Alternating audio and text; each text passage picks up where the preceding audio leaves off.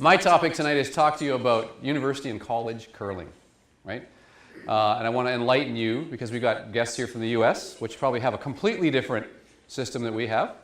And we've got people from Northern Ontario, Southern Ontario, and Eastern Ontario to talk about university life and university curling, right? So the reality with your lives is it begins after high school, right? How many of you are in grade 11? Okay, so that's a good representation. How many of you are in grade 12? Good to know. So a fair number of you are going to be making decisions on life after high school, right? And the reality is you're going to go through a big bunch of changes, right? How many of you have class sizes at your high school that are 300 and 400 people in a single class, right? Big difference when you go off to college, university. Some of you might not have 3 or 4 people in your high school class, but you're about to go through a bunch of things, right? You're going to experience living on your own. Some of you for the very first time, right? And I guarantee you that none of you, the rooms will be that clean. But it's nice to dream, right? You think you study now? Wait till you get to university where nobody is there to remind you, Mark, you've got to do your homework, right? You're on your own. You're paying thousands of dollars for courses versus showing up to high school every day.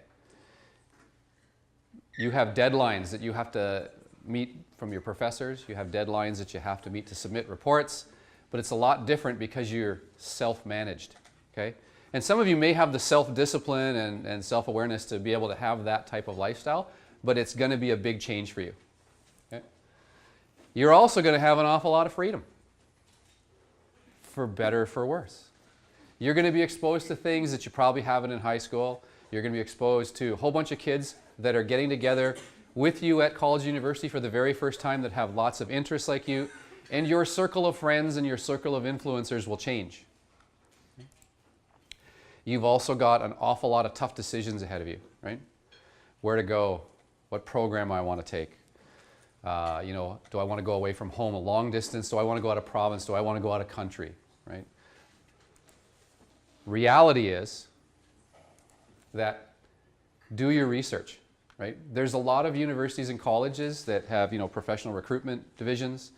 There's college tours. I think there's some of you have got college tours set up next week at Queen's. They're down for the Pegasus. They're going to Queen's University, take the tour down there. All the universities, all the colleges have really good marketing departments and lots of information to give you information to make educated decisions. Okay? And parents, you're there to add guidance and money, which is usually the big part, right? But the reality is you need to do the research. Ask lots of questions, right? Ask lots of questions. You have 9 universities and colleges here that are going to talk to you about their curling program tomorrow, right? Some of them know a lot about their universities, but a lot of them are curling coaches that are here to help you, if your program is equal at 2 universities or 2 colleges, maybe the curling program will sway you, because you want to go wear purple or you want to go wear blue or you want to go wear red, But ask questions. They're here to answer questions for you, right? Always choose your program first. You can curl at 25 different colleges and universities in Ontario. Can't get the same program everywhere. And I've been coaching at the University of Guelph for about 4 years, and I have students come up to me and tell me about their programs, and I'm just amazed at the breadth of programs that are out there and the type of program is out there. But every one of the athletes that I coach did not come to my university for curling first. They came for a program that they want to learn about, that they see themselves investing time and money to hopefully lead them to something that's of interest for them when they get out in the working world. Okay? So your program is key. And look around. Not all programs are created equal, but do the research, right? Once you decide, make a commitment, right? It's another giant leap of faith that you're going to take to make a commitment to go to a college or go to a university, to try something new, to get outside your home, to see what life's all about. Make the commitment, because the worst thing you can do in anything in life is kind of step in, step out, step in, step out, change your mind a lot. And who's to say that your first commitment is your only commitment, right? How many of you guys in this room are playing with the same 4 people for the last 4 years? Wow. One, right? So think of it. How many people do you think you're going to meet at university that you're going to all go to the same university, you're all going to take the same program, you're all going to be the same thing, you do the same thing, right? It's pretty slim. This is a big transition change for you, right? So after you ask all those questions and do the research, right? Yeah, maybe they have curling. Find out if they have a curling program, right? Ontario offers some of the best opportunities for you to continue in athletics and balance academics, right? And that's a challenge. Do they have curling? Here's some of the schools that have curling programs. So here's all the colleges, right? There are some great institutions here. So you have 9 colleges that I know of that last year confirmed that they have full-on curling programs. One thing you're going to find with college, they don't have football programs. So generally colleges are better funded for smaller sports than universities, because universities, they all have football programs. And football is an expensive sport, and it puts a lot of money in the university. And I think, Perry, do you have football at Ryerson? No. So he's got money. So go to Ryerson. So So every university has some athletics that are specialties, right? So I'm going to give you some University of Guelph math. 85% of the entire athletic budget for the University of Guelph goes to 5 sports. The last 15 goes to fund the next 20. Football, one road game for the Guelph Griffins to go down to Laurier to play a football game is $10,000 in travel costs. That would fund my curling program for a couple of years. Right? So if you look at this, there's 16 universities that have men's and women's programs in the province of Ontario, and they're all good programs, right? The challenge you have is there's so much choice, right? So our friends from Northern Ontario, you've got a couple of choices. Some people don't want to go away from home, so you'll end up going to Laurentian, you'll go to Algoma, you'll go to Lakehead, depending where you're from, right? Those that want to travel, they've got so many choices in Southern Ontario to choose from, right? Colleges have single-gender men's teams. They also have single-gender women's teams, and they also have mixed teams, right? So they're funded teams, and for most of the colleges, when you talk to the people that are here from Humber and St. Clair and stuff like that, some of them are scholarshiped, which means you get money to play a sport, but there's rules that come with it, right? You get a lot of swag, you get your apparel coverage, you get head to toe. Like Quinn, our photographer, is at Humber. She doesn't have to pay for any apparel. Like, she's got Humber out the yin yang, right? She's got more apparel than John Epping. Probably, right? Right? When you get to university, they have single gender men's and women's, right? And they don't have mixed, okay? When you start, one of the questions I have for you is, how does U18 curling differ from university curling, right? So any ideas what's different when you go to college or university versus what you do right now? Any ideas? What would be different from what you're doing right now as a team to what you do at college and university? The boys nailed this one, just putting pressure on you. Right? The big difference, coaches are already in place, right? Mark is coach at Laurier. Perry is coach at Ryerson, right? I'm coach at Guelph. We're already there. U18 teams, a lot of times you'll go play with friends. You'll find a bunch of people, you'll network through the curling community, you'll find people to play with, and then you go out and hunt and get a coach, right? Universities, you have to try out to make the team. How many people in this room have tried out to make a curling team? Like 2 hands, right? So that's a big difference. So you're now taking your curling skills to your school that you've chosen, and you have to get on the ice and try out to make a team. And I can tell you, that there are a lot of university students, there's a lot of competitive U21 and U18 athletes that are lots of banners that don't make teams, right? Because there's super deep. I had 19 girls try out for about 6 spots, right? 19. Mac had 21. You guys were... You're down a little bit. You're still teens. Oh, no, yeah, 9, right? So it's heavy. Like Perry you had more tryouts this year than you had last year, and Ryerson's only in its 2nd year of existence, and they've already got people trying out for their teams, right? So it's a big change when you try out. You may think you're the best athlete, you're the top U18 person out there, and you now have to compete against other people to play on the same team that you used to compete against. right? My son Nathan, his first year at the University of Guelph, he had to compete for a spot on the team with his biggest rival in junior curling. When they both made the team, I remember them standing across the ice looking at each other going, oh my God, I never thought I'd ever play with you, but here we are at university, fierce competitors, now playing together, right? The caliber of the athletes is very high.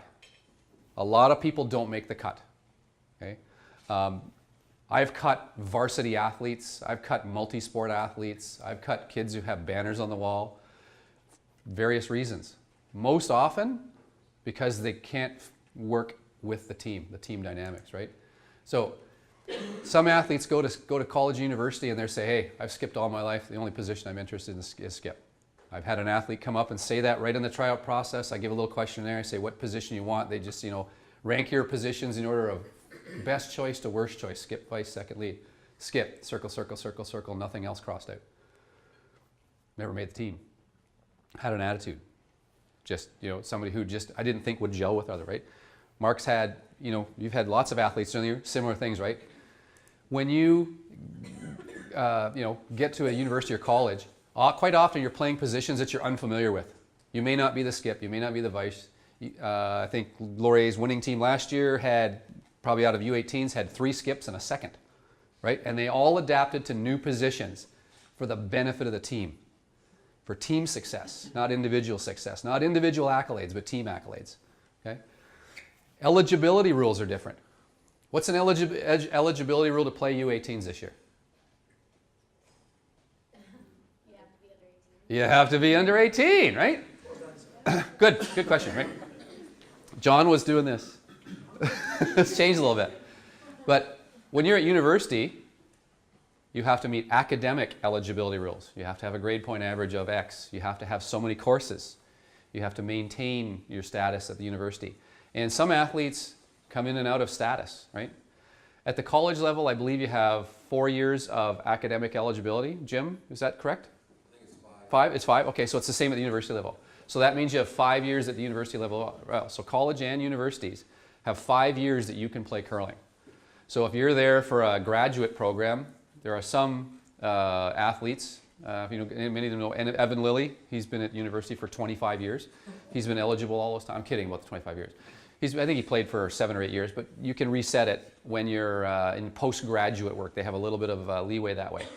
But you can play for 5 years. That means if you're in a 5-year program, great. If you want to go for 6, you're ineligible. I have a very, very high caliber athlete that still goes to the University of Guelph that's ineligible because she had already played 5 years.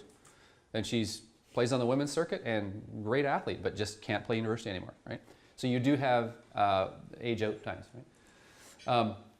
This is Justin Murphy. She's my skip at the University of Guelph, right?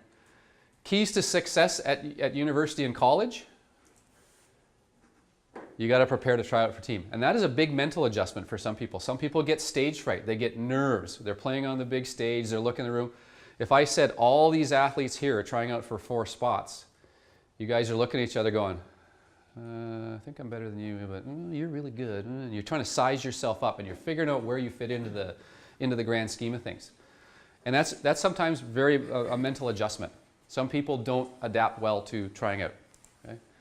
You got to check your ego at the door.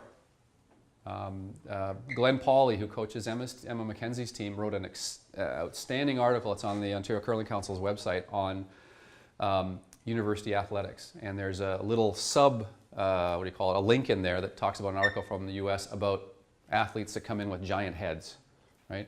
And everybody knows who they are, and everybody's always played against one, but sometimes you have to check your ego at the door and realize that for you to be successful, you got to do what it takes. Justin Murphy's first year, she came to University of Guelph. She's in the veterinary program. She filled out her questionnaire, came for a personal interview, and I said, where do you see yourself fitting on this team? She told me that she would do any position on the team, including keeping stats or carrying water, if she got to be a Griffin athlete. Didn't matter what she got to play as long as she was part of something bigger. So I'm like, wow, that doesn't happen very often, right? But she checked her ego at the door, right? She knew exactly what she wanted to do. She wanted to play. She wanted to be part of something bigger, right? You have a lot of commitment, and it's required and expected. You have league play. You have practices. So after the tryouts are made and you make the team, there's academic commitments, Financial commitments, because not all universities and not all colleges pay money for you to go to school, right? The largest athletic scholarship you can get in Canada is $4,000. So it's not like the US where you're going to walk away with a Mercedes and $150,000 and a whole gang of fans. It'd be nice, not for curling, but for football, basketball, the big sports, right?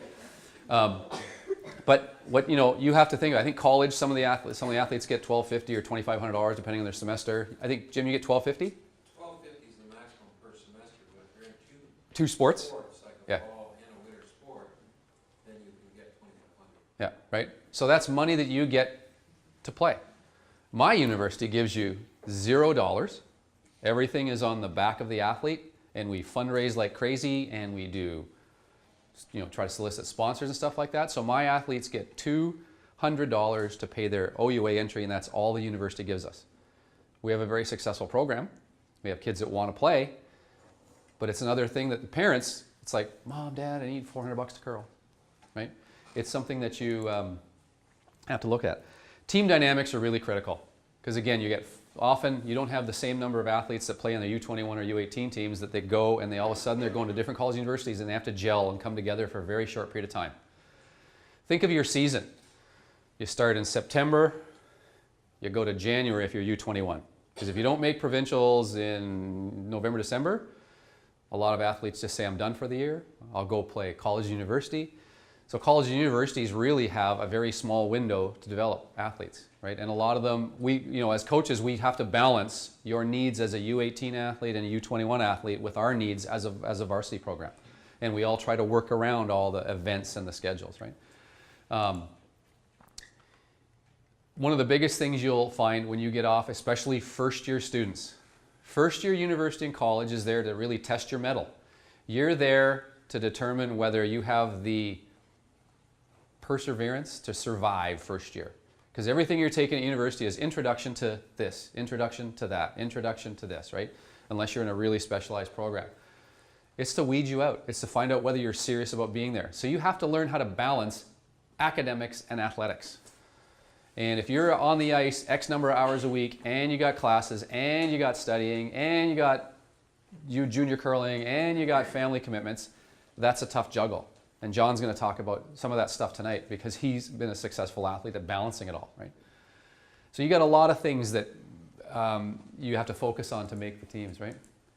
Competitions are very different. So competitions at your level, you have a qualifier where a bunch of teams go into different regional areas. You qualify to a provincial, then you play your round robin, right? For both college and university, you just sign up. Great, eh? So imagine if I said today, here's a form, sign up for provincials. Every one of you would line up and sign up that form, right? At university, at CCAA, which is the Canadian Collegiate Athletic Association, and the OUA, which is Ontario University Athletic Association, they both have provincial competitions where you pay an entry fee and you get in. Then you're put into pools, depending on the size of the competition, and you play down and you really have to get hot for 7 or 8 games. Pretty correct, Mark? Yeah, you just have to play really well for a week. And sometimes it's not even a week, it's 4 or 5 days, right? Their provincials are in February. So after U21's ends, you now have to go into your provincial qualifiers, right? Nationals are in March. So you literally go from a provincial champion to within 3 to 4 weeks, you're off to nationals somewhere in Canada, right? Now the cool part about it, I remember somebody very influential in my life when I was younger said you're nobody in curling till you get on a plane to curl. Right? Now it's different because you guys from the US fly all over the place, so it's different, but you get to go to your nationals and your regionals, and Keith was telling me today that one's in the East Coast, or East New York, and the other one's in Wisconsin. Yeah. What's the drive distance between those? Yeah, probably from here to Thunder Bay, right? It's that long a driving distance, right? So it's not easy, right? CIS, which is now called U Sports, they rebranded themselves. They're the governing body for all university athletics in Canada, right? And their nationals are held in March, and you play the best of the best in Canada. Right? Last year's Ontario Collegiate champions are from Seneca College in Toronto, women's. Last year's men champions, you'll see some of these people here tomorrow representing Humber. They won last year, right? Collegiate national titles go between Ontario and Alberta, and Ontario and Alberta. because they have the vast majority of colleges. So a lot of the small maritime colleges and some of the Western colleges don't compete at this level. So it pretty much goes back and forth. And I think there's, in total in Canada, I think there are 17 colleges that offer curling, right, that compete at that. But some of them have programs one year, don't have enough athletes, and it goes down. And that's one of the realities we face as university and college coaches, is you never know who's coming through the pipeline. You know, if I asked Team Kiemel, how many of you guys are going to go to university and say, okay, I'm going to go to Brock, and I'm going to go to Western, and I'm going to go to Laurier, and I'm going to, you know, I have no way of knowing that. So what we try to do as college coaches in that is network with the athletes and say, hey, this is all about our program, and if you want information, come see us. But really, we don't know until you make a decision, right? Until you sign the paperwork and say you're going to school, right? Last year's Canadian champions and hopefully world champions this year from Laurier, you know, outstanding team, beat the University of Alberta. You might recognize the lady on the left, that's Kelsey Rock. And she's been a rock at University of Alberta for a number of years, two-time Canadian junior, two-time CIS champion, going to the World University Games. University of Alberta probably runs, I'm going to say, you know, the best university curling program in Canada. They have funding out the wazoo from the oil and gas industry and the casino industry, but Rob Krebs, the guy that kind of built it for them, has an outstanding program where they start funding athletes at age of 13 and they fund you all the way through university to 28. So they've got a model that works really well. It's like little robots they pump out. Everybody throws exactly the same, everybody releases exactly the same. They're a really, really good university, and there are a lot of Ontario athletes that have gone there and had success. Right? Tomorrow, there's a trade show here. We felt it was important to expose you to colleges and universities that have curling, so that if you're thinking about making a decision on where to go, at least you can get some information from our college and university reps on what they have to offer, right? And I would say that college and university curling has probably grown exponentially in the last 5 to 7 years. I started to look at some research, and I think, you know, less than 6 years ago there were only 9 universities that actually had curling, and some of them are in and out. Colleges, now you have 25 across the province, right? And 9 are here to talk to you tomorrow. Okay? Visit them all, ask questions, get to know them. They're really nice guys and gals, right? A lot of them are coaching on the U18 and U21 circuit, so you know some of them, right? What information do you need from them? You know, do you need them to contact you? Do you want to get on a mailing list? Do you want to know what your odds are of making the team? Do you want to know how many people try out, right? Do you want to know what the tryout process is? They're there to give you information, okay? And, you know, get the contact information and follow up if you need, right? The main thing is that there is opportunity. And for a lot of kids your age, don't think that you can't curl competitively after you get out of high school. And I would say, you know, that's Mark and Perry and probably Jim to just validate. Would you think it's easier to get to a national championship at college or university than it is at the U18 or U21 level? No? I disagree. less competition. Yeah. I think it's easier to get there, but because you don't have 40 and 50 and 60 teams to compete to get down, right? But it's you know, you might find that the university and collegiate level is where you may excel, right? Some people are late bloomers. I have some athletes that I've had the pleasure of coaching at the University of Guelph that were the best kid on a mediocre curling team. And they always, you know, they played with kids in around the area they didn't know. They weren't great networkers. They're not saying, well, I want to play with you and you and you and you because you're all the best. They play with kids that are willing to play and have kind of similar commitments. When they get outside that box and they want to try something different, boy, sometimes really blossom with a little instruction, some coaching, and the exposure to play with higher caliber athletes, they come out of their box. So not everybody's an early bloomer where they're really, really good at your age. Some people bloom late. Okay? Thanks, everybody. I hope you enjoyed that.